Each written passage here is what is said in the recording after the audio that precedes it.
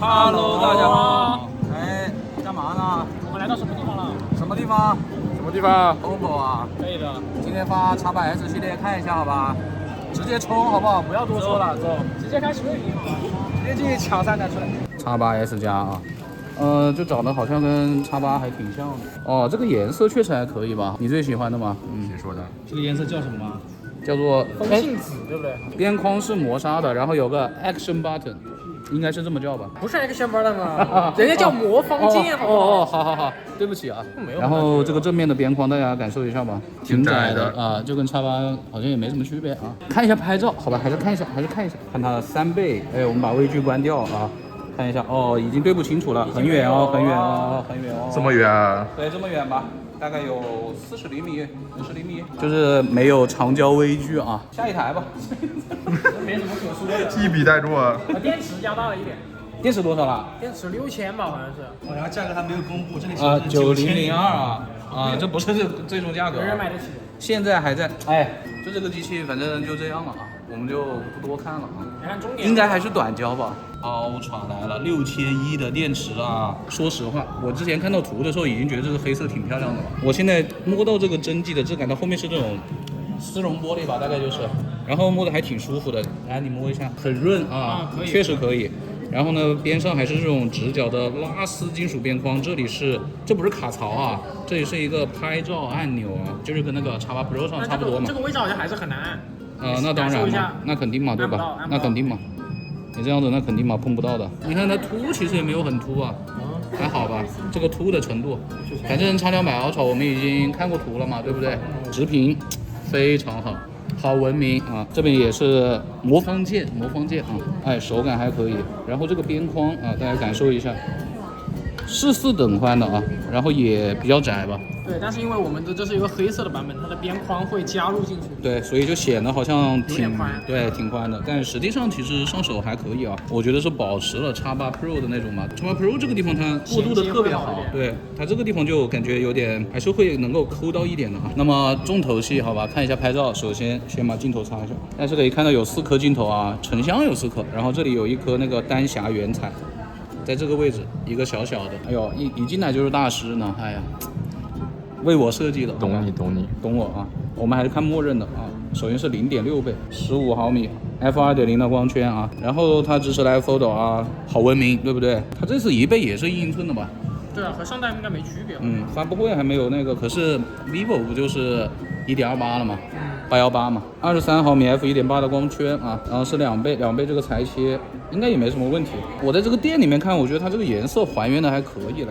还比较真的，挺准的。对，看那个1加的这个红色和那个还是很接近的。对，是比较接近的啊。从这个屏幕上来看，我们再看一下这个3倍，3倍它这一次应该是换成了那个可以支持长焦微距的了。那我们来试一下，我们直接来试一下啊。这个位置不行了，大概也就是个10到15厘米的样子吧。70毫米 f2.1啊，那合理怀疑就是 Find N5上那一颗了。但没有，它的底会大。它底大一点是吧？底大很多。6倍啊，我找一个没有人的地方。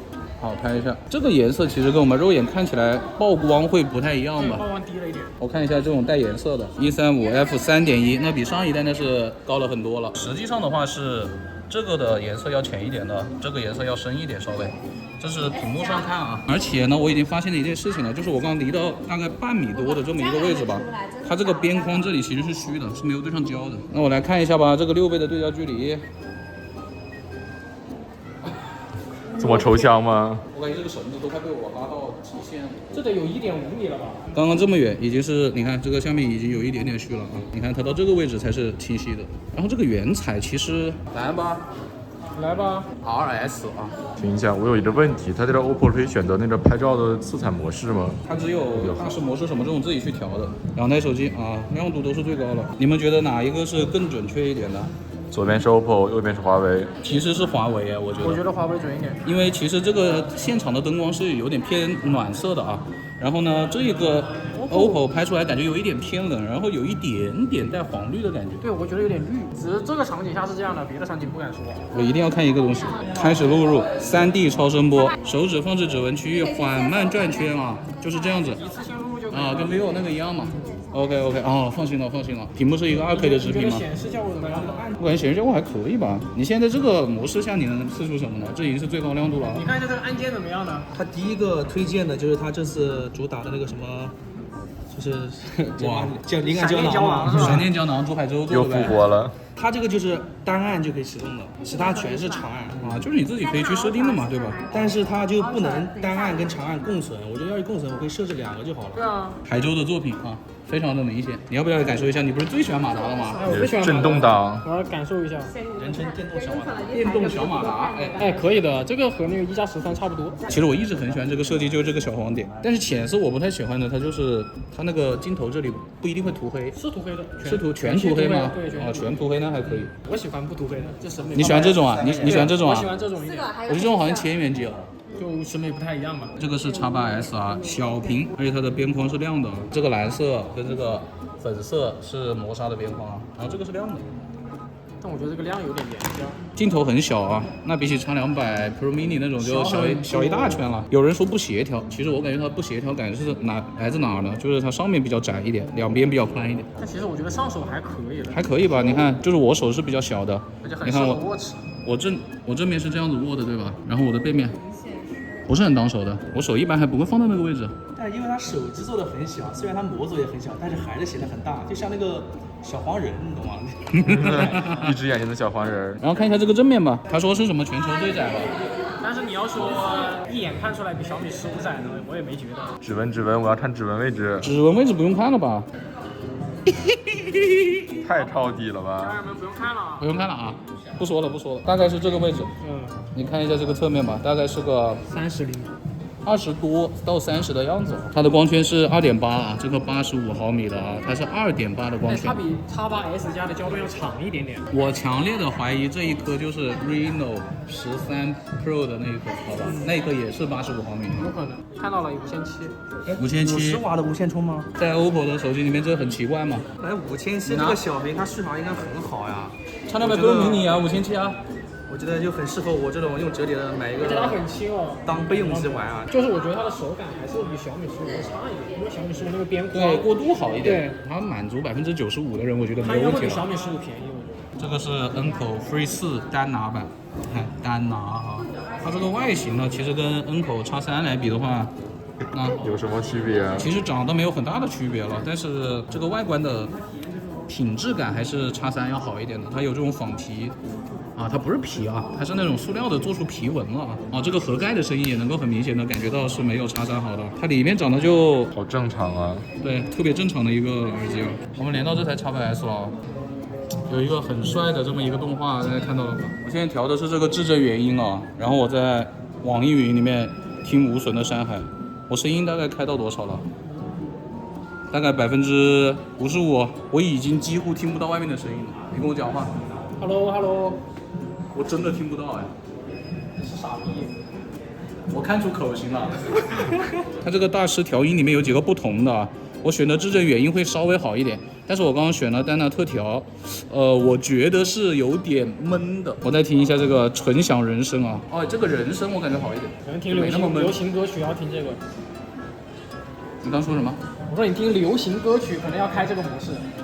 听不清楚你讲话，真的，那没办法。你再骂他一句。真听不清。我声音没有很大，你来听一下吧。我声音没有很大吧，就是一个正常听歌吧。你看这个人你听不到我讲话了，真的没吹。这么神奇吗？真没吹，真没吹。我不信，你们演的。是不是推广我一代变质，我不会被收买啊，我很真诚。屌你妈的，傻逼！我能听到一点点。你听到什么东西？你刚才说你听到什么东西？因为它现在里面没有很吵，但是这个音乐声音确实很小，对，稍微开大一点很大的，听不到，真的没有很大。你打游戏真菜啊！这个人就是跟弱智呀。是啊，你看，声音大点就几乎听不见了。我现在调的那个就我声音有这么大吗？你声音有很大啊。对啊，这个大概也就调到65%的样子吧。而且降噪真的很不错，降噪真的可以哦。那它这个旗舰级降噪确实没有吹好。对，这个降噪确实 OK，这个环境其实还蛮嘈杂的。你看这种降噪的话，可以考虑一下。但是我觉得大家要注意一下的就是它这个耳机啊，确实质感挺一般的，然后它的耳机盒其实质感也挺一般的，包括这个开盖的声音什么的。而且我们体验的这个版本是单拿版，它如果不超过600块钱，我觉得还 OK。因为现在X3好像全新的也就700-800。叠完国博好像X3只要690。如果普通版卖499，跟丹拿版差距不是很大的话，还是蛮推荐的。就是它这个降噪确实 OK， 把钱花在刀刃上了。这个质感差点吧，音质也还可以啊。我最后调那个人声是不是感觉听上去就 OK 了？没有很闷。不是商单啊，真不是商单。没有商单会在店里拍，好不好？我们都拿不到媒体机，怎么可能是上单呢？对吧 OPPO Pad 4，欧炮国奶 OPAD， 好大呀，13.4，13.2啊。畅话解锁，这个看什么？咱们接着看学习啊，这个是 LCD 屏吧？是的，是的。因为我已经看出拖影了啊，边缘是有一点点暗吧？对，那个没有办法了。然后这是目前唯一一个用8E的平板。你真的好懂呀！那你来玩。其实我不是很喜欢 LCD 的平板，我就喜欢 OLED， 就流畅度还是挺好的。反正比小米平板我上次用小米平板，不是拉踩，好像我上次用小米平板，它直接死机了，真的。这个笔也是新的吗？可能是新的吧，我们感受一下吧。它有那种书写的感觉，还有那个震动，哎，很细腻，很细腻，让你感觉是在写。哦，这个笔头，哇，好像是笔在写哦，好像是真的笔。对，延迟是 OK 的，感受不到。哦，这个真的好爽啊！然后你写在上面是会有一个那种很细腻的触感的。这个屏幕就是一个正常的屏幕啊，它上面什么都没贴。哦，钢笔就稍微轻一点感觉。你看，它是有这种粗细的，有压感的啊，磁吸充电。OK。这个震感确实挺细腻的，完全跟我之前用的 Apple Pencil 不一样。把你的 iPad 丢了吧，赶紧选 OPAD 好吧，都已经欧风了。它还能远控你的 Mac。不是说这是笔啊。哎，我现在看一下它这个2个 Ultra， 它们这个边框的宽度啊，说明一下这个 OPPO 的是黑色的呀，可能有点不占便宜吧。就你一定要对比的话 ，OPPO 稍微宽一点点，这是三星 S25 Ultra， 而且那个屏幕亮度真的很亮啊！我2个手机都是手动拉到最高了，是 OPPO 的明显会亮很多啊。不是你觉得三星有点捞吧？那没办法，我没开那个额外亮度。这2个 X2 mini 黑边是不是有点粗呀？这个是X2，大一圈。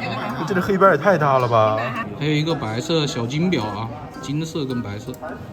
白色感觉看上去就舒服一点，这个黑色就感觉还是粗了一点啊。3699，可以啊。国补完啊，冲不冲？再等一下 XS 加，S 加我不看，我不用看。XS 和 XS 加一样的价格，那也就只是你喜欢大喜欢小的区别了。12加56国补完3699，看 Ultra 了，Ultra 了，是6499、6099、6999、7999，有一点点，感觉有点咻的啊。朋友们啊，看到一个消息啊，就是这个普通版是399啊，N 口 Free 4啊。丹拿版是449，真的牛逼，超值，我觉得牛逼，超值。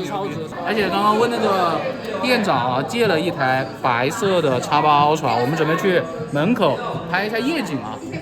这个可能是一个工程机版本的这么一个固件，我们就先拍一下，因为我比较在意它那个6倍能不能在晚上调出来啊，那边会稍微矮一点，我到门口拍一下。好的，朋友们是这样，我们现在已经到这个店门口了啊，就那一块啊会稍微矮一点，但是这里有很多的霓虹灯啊。好，我们来看一下这个3倍，就往那个北京银行那一块去弄吧。啊，它已经出现一个夜景的标签了啊，朋友们，我好像看到一点鬼影啊，大家能够看到吗？这个3倍啊，现在这个夜景下感觉是有点鬼影的啊，大家看到了吗？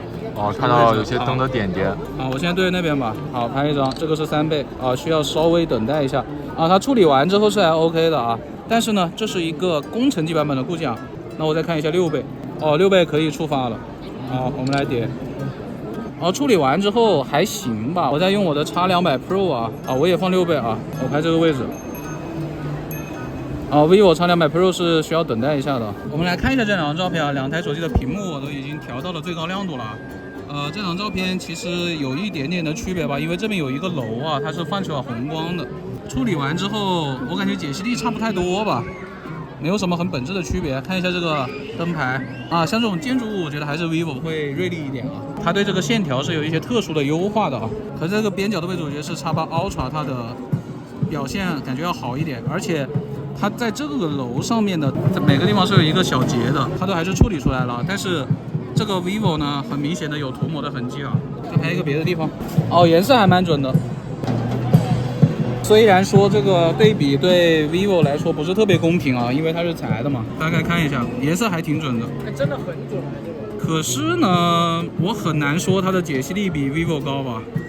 感觉它这个字的旁边有点发虚呢。对，大家就看一下这几个字的对比吧。解析力的话，硬说的话，应该还是 OPPO 会好一点，但毕竟这个是裁的嘛，其实不是特别的公平啊。然后两张照片整体就这样的，我感觉确实 vivo 是比较锐利的，但是 X8 Ultra 呢会稍微的有一点点虚啊，但这是一个出版的固件啊。vivo 这个是用的鲜明啊，就是那个 X8 Ultra 手感确实可以啊，它不是很重，它手感比 X200 Pro 是要好一点的啊，而且它的拍照晚上在这种夜景下，它是已经可以调出了，我感觉比上一代呢触发的条件应该是要好很多的。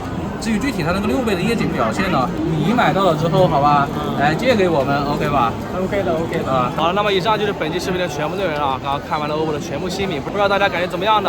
可以发在评论区跟我们探讨一下。我刚刚看到了价格啊，我们来聊一下吧。你觉得怎么样啊？最惊喜的是2个吧，一个是那个耳机的单拿版只要449，我觉得很超值。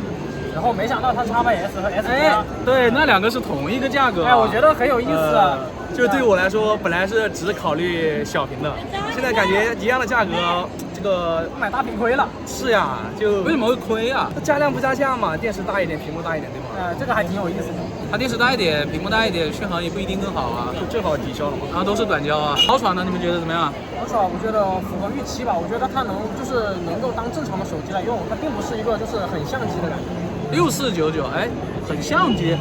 你在说谁？我不知道啊。你不知道，这样攻击友商啊！我个人是觉得6499 OK 了，就是一个很正常的价格嘛。反正我觉得这次发布的几个产品都感觉还挺有诚意的，尤其是那个耳机，我觉得耳机真的 OK 好吧，我刚刚在店里面听了一下，确实不错，有点想买。这个人刚买的X3啊，我600块钱收了一个二手的X3，我觉得性价比很高。那么他们的具体实际表现呢，我们到时候也会买来进行一系列的测试啊。他会买啊，对，我们就白嫖。那么以上就是本期视频的全部内容了。大家如果喜欢我的视频，一定不要忘了一键三连，更多精彩视频请持续关注离线玩家，好嘞。我们下期视频再见，拜拜。